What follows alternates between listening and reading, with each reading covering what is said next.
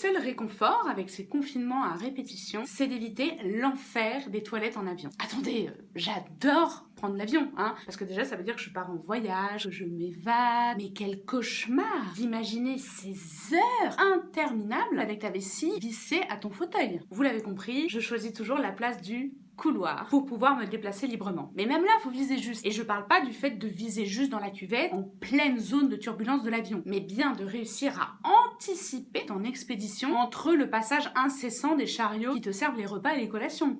Et moi perso, je déteste manger la vessie pleine. Et que dire de cet instant où on te réveille pour te servir directement ton plateau, alors que toi, t'es en plein milieu de ta nuit, t'as d'ailleurs réussi à t'endormir après des heures d'effort, et là on te sert un petit déjeuner en mode bonjour. Petit déjeuner qui va consister à te remplir de liquide, jus de fruits, thé ou café, alors que toi tu ne rêves que d'une chose, c'est de te vider. Faut anticiper aussi la fin de vol, hein. Bien sûr, impossible d'aller pisser dans les derniers instants de la descente de l'avion. Mais du coup, c'est quasiment impossible de terminer le 3e film que t'as commencé pendant le vol. Et malheureusement, la moitié des passagers de l'avion a eu la même stratégie que toi. Tu te retrouves donc dans une queue interminable à prier de pouvoir accéder au Saint Graal avant que se rallume le voyant qui t'invite à rejoindre ta place parce que la descente est entamée. Pire que tout, voyager avec quelqu'un qui refusera une autre place que le hublot. Mais pour voir le paysage au décollage et à l'atterrissage, c'est-à-dire 2 moments qui représentent en gros 1% du temps de vol si tu vas loin et qui te condamnent du coup à la place centrale. Entre eux, celui qui a la vue plus la paroi pour l'aider à s'endormir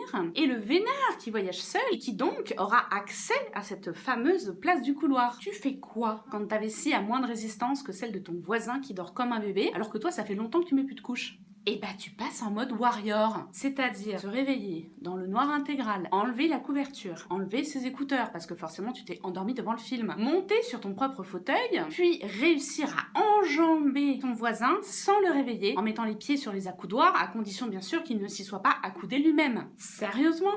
À quand la distribution de la couche au comptoir d'enregistrement?